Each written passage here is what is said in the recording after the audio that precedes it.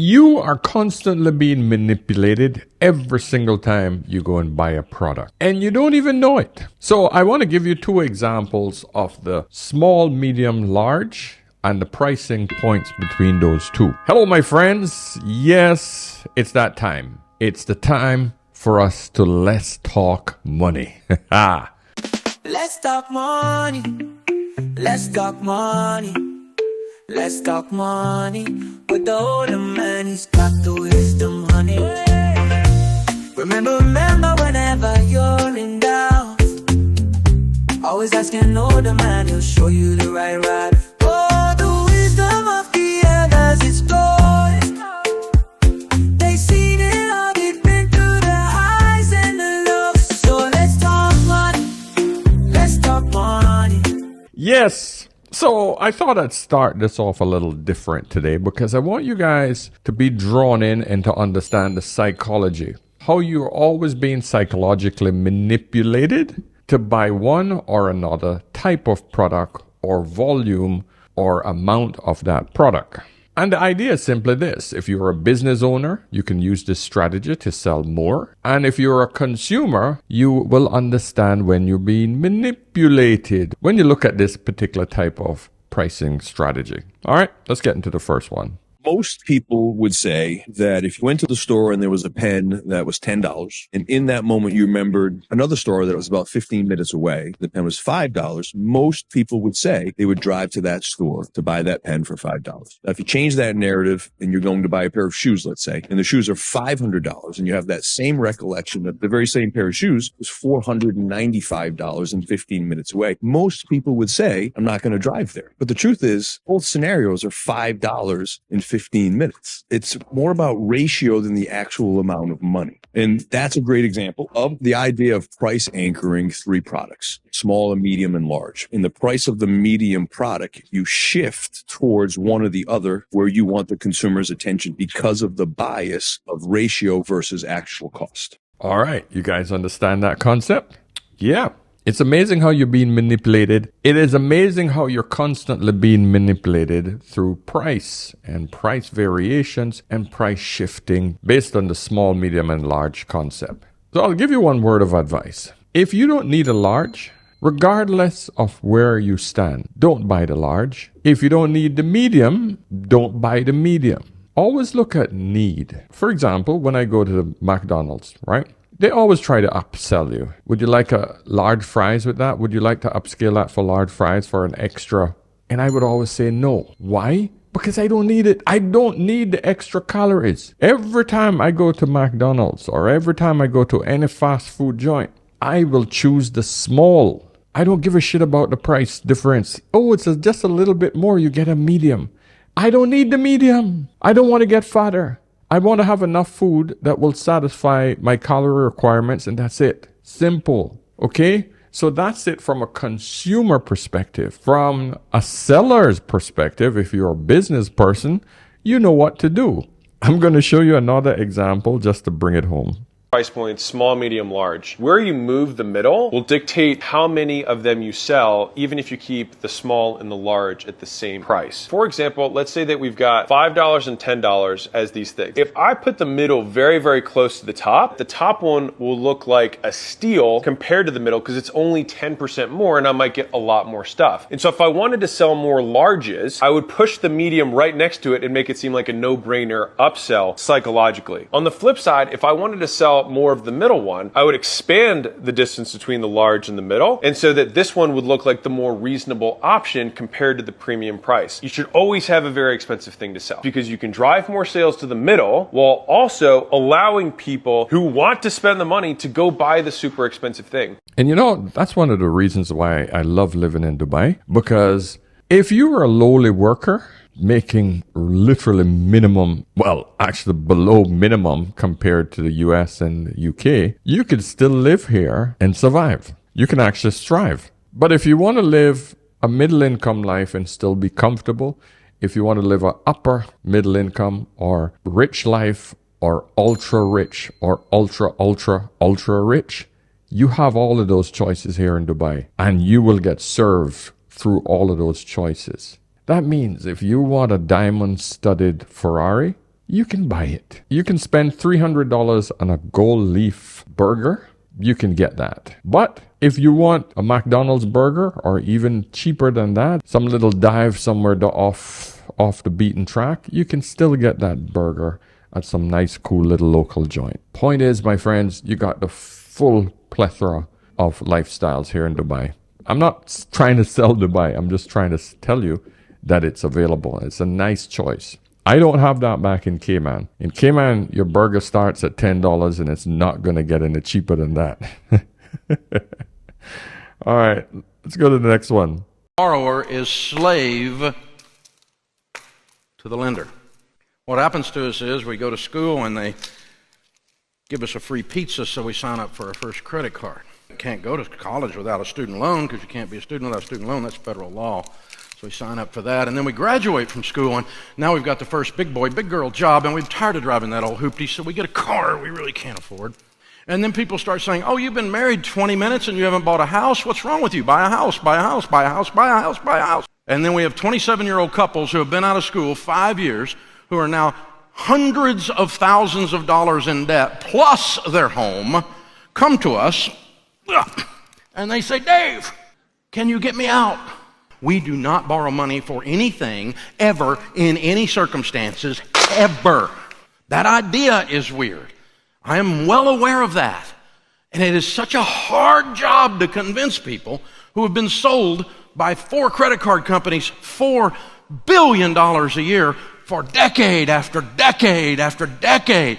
You see, if you don't have any payments at all, none. Think about it. Just breathe in. What if you didn't have, even, let's just pay off your house right now in your mind. Everything's gone.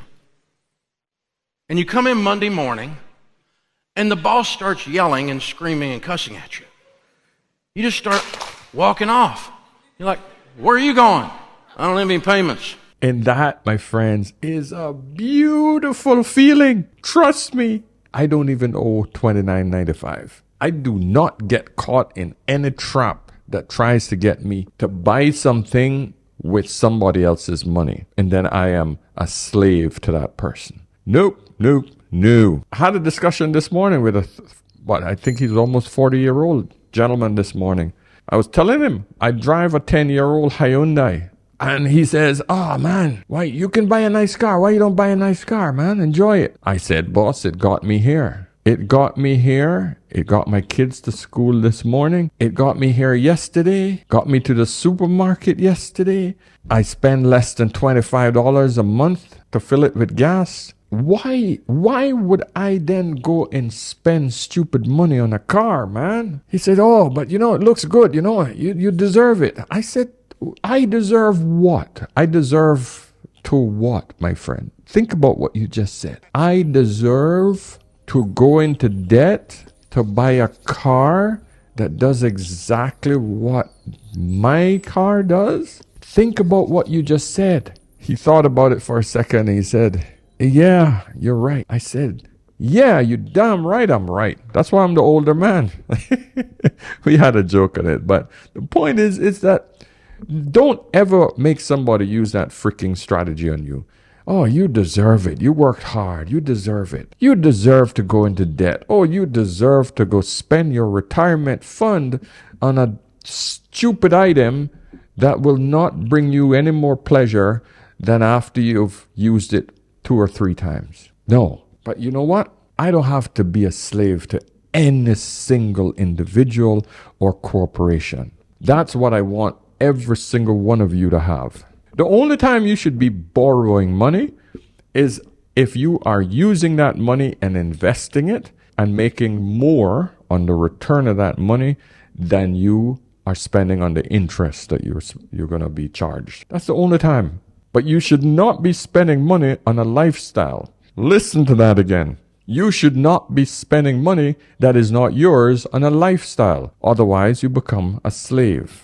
Let's listen to what this gentleman has to say. I could start over today at a job that pays me $3,000 a month, and in less than a year, I would be back to being a millionaire. From your perspective, what keeps people broke in today's world? They spend too much money on shit that they don't need. You don't need to do that. Like, dude, I hear people all the time. The biggest problem we have in our culture right now is entitlement. Everybody thinks that they're owed something. You're not owed shit. No one's coming to save you. Stop living this fucking life that you think you deserve. You don't deserve shit. Dude, if I went back and I had to make $3,000 a month, I'm not kidding. I would find 4 roommates, a place that was $1,000 a month. We would split it. I would be driving Uber because I wouldn't have a car. I would be cooking my meals. I wouldn't be spending money on anything. I'd probably have the same fucking outfit every day. Dude, you've got people in Africa wearing the same clothes, eating 1 meal a day. They're not spending any money. And you're telling me you can't live like that? That's garbage, dude. You just think because you live here that you're owed the house and the apartment and the car and the ring and the watch. That's bullshit. You're not owed any of that. You didn't earn it. And until you earn it, you can't have it. I keep hearing this like minimum wage bullshit. Fuck the minimum, dude. You deserve nothing. My assistant, he's from Mexico. All the people usually that come across from Mexico, they're the hardest workers. You know why? Because they're living in dirt huts. They have nothing. They're not expected to have anything. They don't have any entitlement. They're here, hey man, I'm just here to fucking work and I'm trying to make as much money as I can so I can send it back to my family. For some reason, people here in the United States think that we're owed something. You are owed nothing, and your entitlement is going to keep you broke the rest of your life.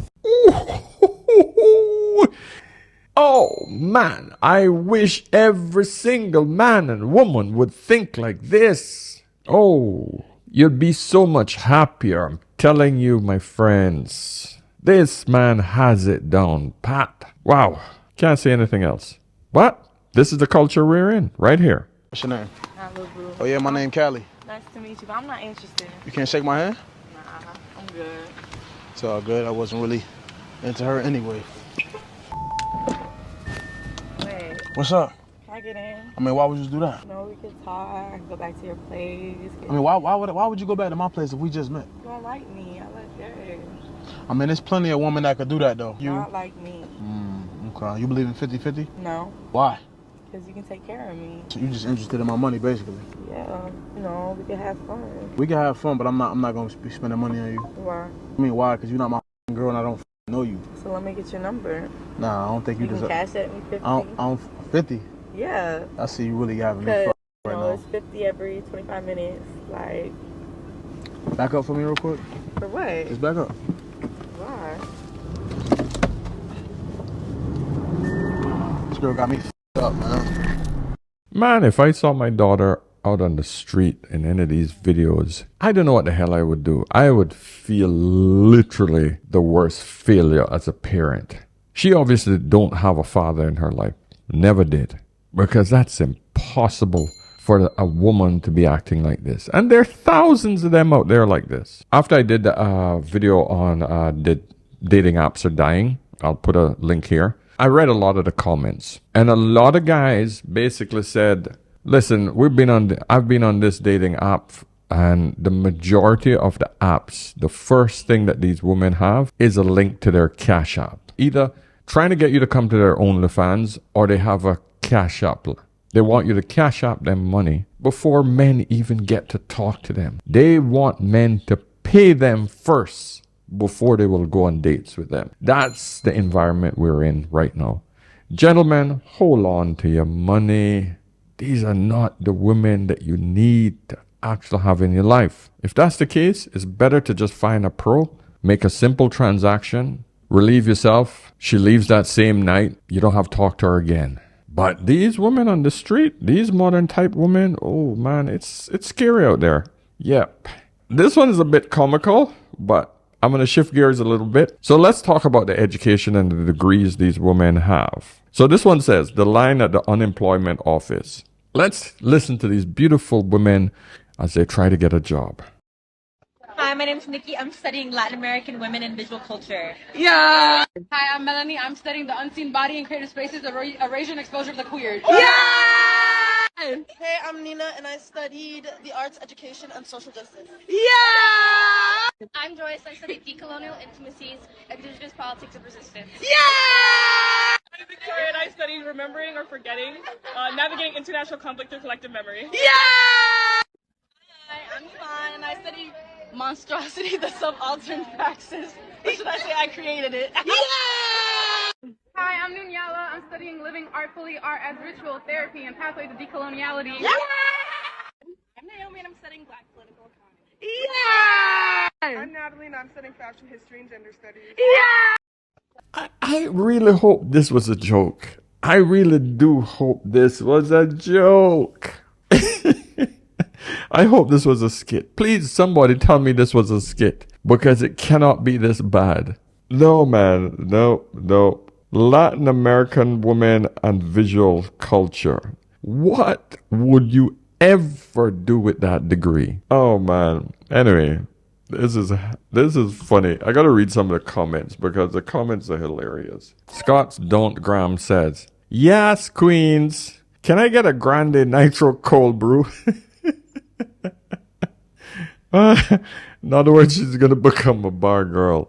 Oh, Mo Ports 85 said, congrats to all these future baristas. Yay!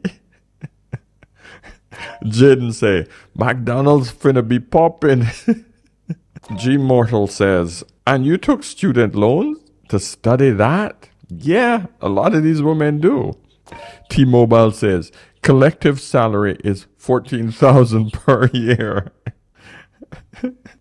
In this last one, Black Metalware Wolf said, that's a lot of welfare checks.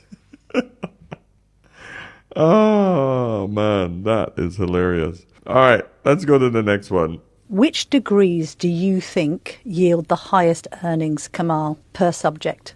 Guess. Computer science and economics. Medicine and dentistry. Apparently you leave on an average salary of 52 grand after 5 years across all UK universities. Which do you think is the lowing? This is interesting.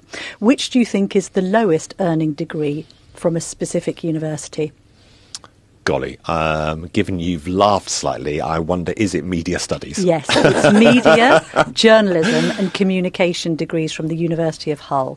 Apparently grads earned on average 16 grand after 5 years, according to Department for Education data. The course offers a module in Disney studies. Freaking Disney studies. Jesus. Oh, man. Ladies, you're getting ripped off. Man. And women fall for this stuff. Yeah, I got a degree. In what? Media. What'd you study? I did Disney studies. Oh, yes. Today, girls, we're going to be talking about Cinderella. And tomorrow, and for your homework, remember, tomorrow's homework is due. We got Snow White and the Seven Dwarfs. So please, make sure you get that. Oh, God, man, it cracks me up. So, we're going to shift gears again. Be careful that you don't get scammed, my friends. Father and son are kicking back on the new piece of land they just bought in South Florida. And we mean piece of land. Kerville Holness and his son Kerville Jr. thought they got the deal of a lifetime, paying $9,100 in an online auction for a home valued at $177,000. They didn't buy this 3-foot wide patch of green. They bought this, a strip less than an inch in width. It runs right through the house all the way to the back. They feel duped because they say the real estate auction showed the villa, not the strip of land. The county claims the father and son didn't read the fine print carefully. They say it clearly shows the land value being $50 with a building value of $0. This is from the county, right? Mm-hmm. All right. They're trying to say that this red strip right here is what was shown. Wasn't and that shown. You should have known. Wasn't shown. This could happen to anybody. It really could have. No, it couldn't have happened to anybody. The second you saw $50 value, any idiot, I can't believe it's two men that made this decision. Two grown-ass men made this decision. Blood clot, we are gonna get big house for $50. We can bet $10,000 for it. Yeah, seriously?